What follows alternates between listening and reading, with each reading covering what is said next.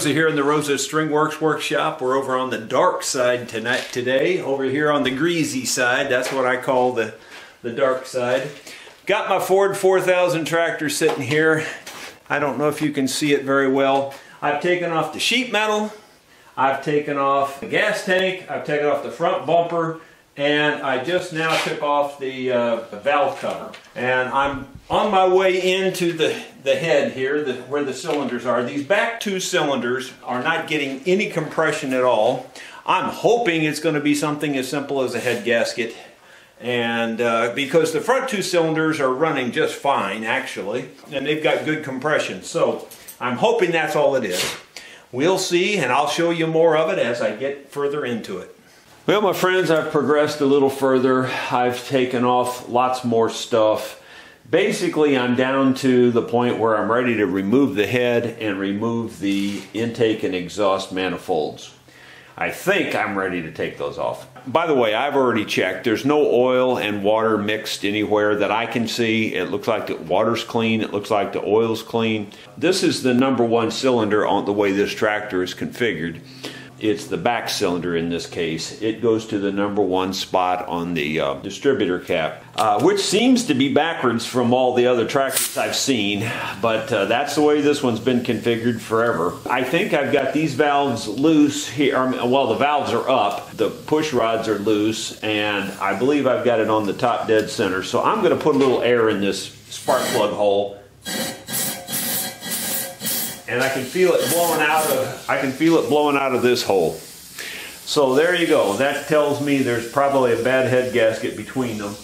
If I do it in this one, yeah, that one actually turns the engine over. So there you go. Right there is my problem. And I imagine it's a head gasket. I'm really not very up on rebuilding engines. I did it as a kid a lot, but honestly it's been years since I've rebuilt an engine. I would say back in the 80s I rebuilt a twin cylinder lawn tractor engine, and that's probably the last engine that I rebuilt. So and I don't know that I've ever rebuilt a 4-cylinder. I'm sure I've had them apart. I know what they look like, all that kind of thing. I just don't recall doing it. It's, you know, I've helped other people and stuff. You know, it's not totally unfamiliar, but on the other hand, I'm kind of taking it a step at a time because I'm a little bit lost, to be perfectly truthful. I was hoping to maybe just take the head off without taking the intake and exhaust manifolds off, and I might still try that because, you know, that just means you're going to have to replace those gaskets, and, you know, those don't seem to be leaking, so I don't see a reason to screw that up, you know. But it's a lot heavier, so I don't know. I'm really torn. I looked on the internet to see if people remove the heads without taking the intake and exhaust manifolds off, and it appeared that most everybody did take them off, but it looks like to me you wouldn't need to, really. So I don't know. The carburetor's hanging on there. I could always take the carburetor off. I'm just torn on that because to me it's like if you break that seal and everything, which we really don't have a problem with, now you just potentially you're creating another problem in my mind. So I'm thinking about just taking the head bolts off, lifting the whole thing up with this attached. I'm sure some of you are screaming at the screen saying, "No, don't do that," or "Yes, do that." So, I really don't know. I don't see what it would hurt if I did it that way. The only thing is just makes it way more awkward to pick it up. I'm going to do something, even if it's wrong. Well, since I made that last little clip, I went over and took the carburetor off the bottom of the intake manifold, and that appears to be a clean, you know, area. I don't see a reason why I can't just take these bolts off the top and lift the whole unit as one unit. Yeah, it's a little heavier, but I have a huge winch right above me, so lifting it is not going to be a problem. I took my Harbor Freight impact driver, loosened all the head bolts. I tell you, if you haven't got one of these, you don't own one at all, this Harbor Freight one is a really good one. I tell you what, I'm not sponsored by them or anything, but this sucker will flat twist a bolt right off. It's something like 1,200 pounds of torque is what they advertise it at, and I believe it is exactly right. I have twisted off a lot of bolts with this here since I've owned it. Anyway, everything's loose. I've hooked this up to my winch. It seems to be ready to lift up. I'm going to just lift it very lightly with the winch here just to see what happens. And just making sure I'm not still hooked to something on this side over here that I'm not aware of, because this side still seems like I think it's loose. It looks like it's loose. I was just making sure. All the bolts are still in the head actually, and I'm just going to lift them up. The push rods are still in here and everything. Again, some people will look at this and go, "You're doing it all wrong." Well, this is the way I'm doing it though. So here we go. Oops. Gotta make sure that I don't twist it when I lift it here. Try it just one more time. Is it going? Mm-hmm. Seems like it's going okay. Yeah, the push rod did fall through.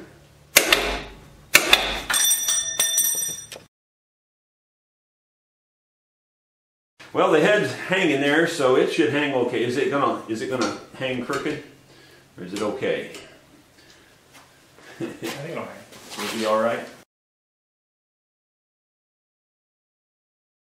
Yes, and the head gasket is blown out right there. So that's what I suspected, because I did an air test and I could see the air passing through those two cylinders. So it does look like I'm lucky at the moment, and it does look like it's just a head gasket. Well, my friends, I'll give you a close-up of the head. You can see right here that that piece is missing, and I'll zoom in there so you can see it a little bit better. That piece of gasket is missing, and that's why when I blew in this cylinder with the air, it was coming out this cylinder. There you go. All the rest of it seems to be fine. I've looked at the, just on the two cylinders that are down, I've looked at the cylinder walls, and I really don't see any scarring at all. So I'm thinking we're in really good shape other than just the head gasket. So I think I got off really easy. I'm pretty tickled about that, to be honest with you. I'm going to have to get that part on order, and for you, it'll just be in 3, 2, 1. You'll see it. Well, my friends, the parts came in. I haven't even bothered cleaning this up yet because I was just going to wait till I got the parts so I could put it on fresh and clean. All the holes line up, so I believe I've got the proper gasket. I also bought the gasket for the valve cover on the top up there. And so I believe I'm ready to go. So the first thing I'm going to do is clean off both surfaces as clean as I can get them. And I'll show you bits and pieces of that maybe. We've spent a lot of time off camera. I had this over on the head swinging here. I had it over on that table and I turned it upside down. I cleaned it really, really, really good. I've cleaned this really good. The way I cleaned it was I scraped it first with a gasket scraper. Then I cleaned it with acetone, and that way I could see if there was any more gasket on there, and I cleaned off the last little remnants of gasket. Then I took a sanding block with 320 sandpaper and I sanded the whole thing several times. I put a straight edge across this head to see if I could see any light under it at all, and I could not see one even minor trace of light. So I'm assuming everything's good to go. I haven't done this in years, guys, so I don't claim to be any kind of expert. I saw online that they recommend, or at least the tractor place recommended, using this copper spray gasket. So I'm going to spray both sides of this gasket with this copper spray. I'm going to take that outside and do that. I'm not going to show that, but it's just basically like spraying paint. That's all it is. And I'm going to spray both sides of this. Then I'm going to bring it back in here and lay it down. I've already tested to make sure all the holes line up. All the holes line up perfectly. Well, just for the record, I went and sprayed the gasket with the copper sealer. I double checked it with the old gasket, and this one is made identical to the old one. The holes did not line up on the old one either in those same ports. So it's been on there for years and years that way. I'm assuming that what I'm doing is no different, and I'm going to put it back on there the very same way. Now the trick of this whole thing now is getting this on here without making a mess. You know, the truth is I'm not sure I can do it, but I'm going to try. The only hesitancy is that this winch will sometimes lock in the up or down, and it does it at the most inopportune time. you know, like when you're just trying to inch it down, you'll push it and it'll just drop it. It drives me crazy. And it doesn't drop it, but it just continues to go down. Oh, it just drives me nuts. So I'm hoping it doesn't do that right now. It's on there, but it didn't quite go right where I wanted it to, unfortunately. You know, there's ways to do that with some guide pins and things, but I didn't really try that. I thought I'd just give it a shot and see if I could get it this way.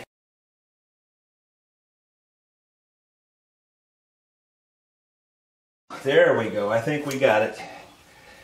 Okay, well friends, that was traumatic for me because I haven't done something like that in years, since I was a kid. And I do think we got it though. The holes seem to be lining up now. It's probably slightly out, but it's so close now I think it would be no problem to line it up. So off camera I'm going to go ahead and get these bolts inserted and get them lined up. I'll show you the next step when we get to it.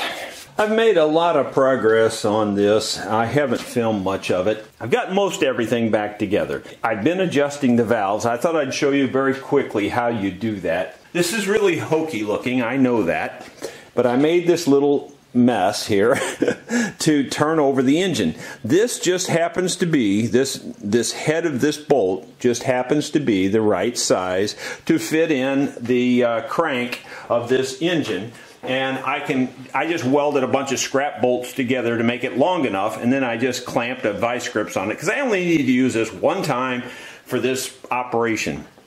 So it's really a hokey deal, but it's strong enough to spin the engine over. The main crankshaft rod basically is what I'm grabbing, and I can just turn it over with this.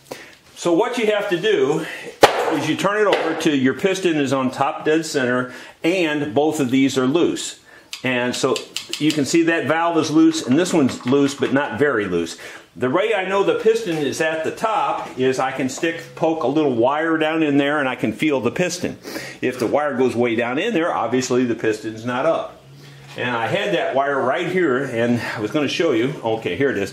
And what I did was I just bent a little hook on the end of that so that it doesn't scratch anything. And I can just run that in there till I feel the top of the piston. It's very simple process. Like right there is the top of the piston. I mean, it just barely goes through the hole and it hits the piston. I know I'm ready to adjust this. I need to adjust this gap on this side over here to 15 thousandths of an inch. The problem is I have a 14 and I have a 16. I don't happen to have a 15. So I make sure the 14 is loose, and I make sure the 16 won't go in. And that's how I'm adjusting it. That's pretty dang close. That's close enough for most anybody, I think. I haven't checked this one yet. This one's really, the 14's really loose. I imagine the 16 will go in there. Yes, it does. And on this other one, the 14 is about right, and the 16 still goes in though. This doesn't have the extra screwdriver slot type adjustment. This only has the bolt. I don't know if this is just made different than most I've seen, but most of them have a two-way deal where you tighten one thing and you tighten the other. You turn one thing and you tighten the other against it. This one doesn't have that. It's just a simple tightening, but I have to tell you that it's really hard to tighten. So that must be, it just locks itself, I guess. So I tightened that a little bit. I'm checking the 14. 14 still goes in, no problem. 16 still goes in, no problem. So I'll tighten this just a little bit more. It's kind of hard to turn. It may not look like it on camera, but it's pretty hard to turn that. And there's the 14, still goes in, no problem. 16 still goes in, so we're still too big. 14 still goes in. 16 is pretty tight, but it goes in, so we're getting real close. The 14 still goes through, no problem. The 16 does not really go through now, so that's just adjusted perfectly as far as I can tell. And then the last one here still needs to have an adjustment. Here's my 14. It goes in and is reasonably loose. The 16 goes in a little more snugly, but it's in there. But it does go in there, so I'm going to tighten it down a little bit.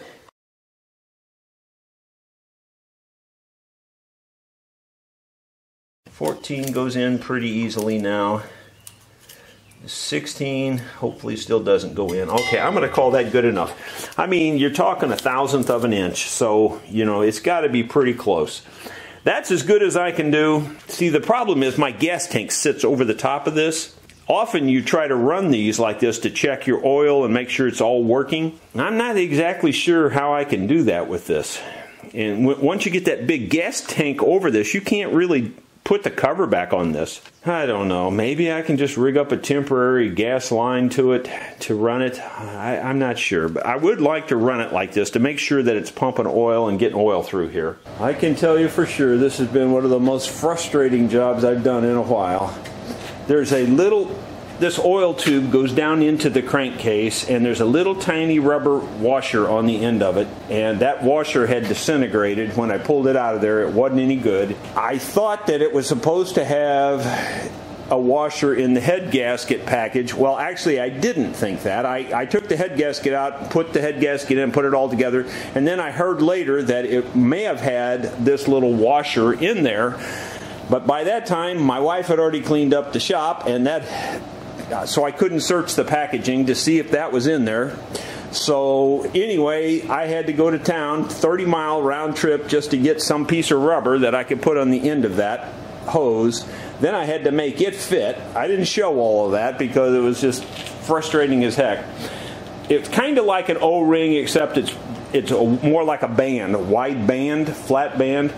And I used my thickness sander to thin it down. I bought a big one that was a little bigger than what I needed, and then I used my thickness sander to sand it down. I put it on there, pressed it into place. I am getting oil flow. As you can see, there's oil on there. So I'll start it up and show you that it sounds good now. I think we fixed the cylinder problem, so here's what it sounds like.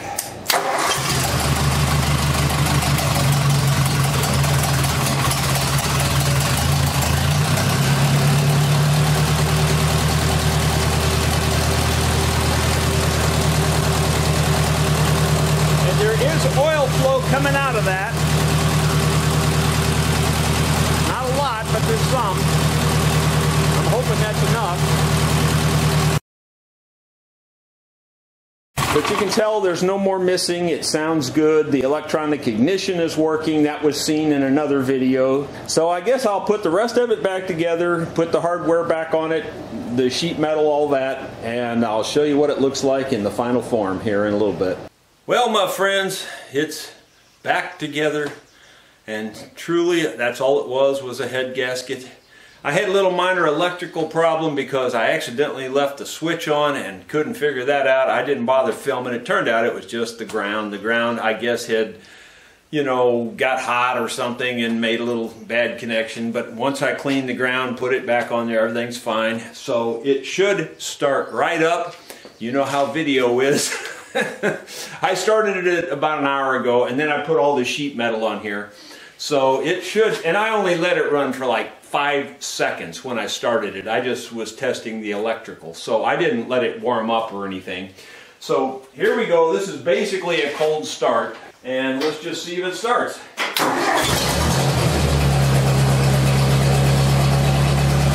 that sounds like a tractor's supposed to sound.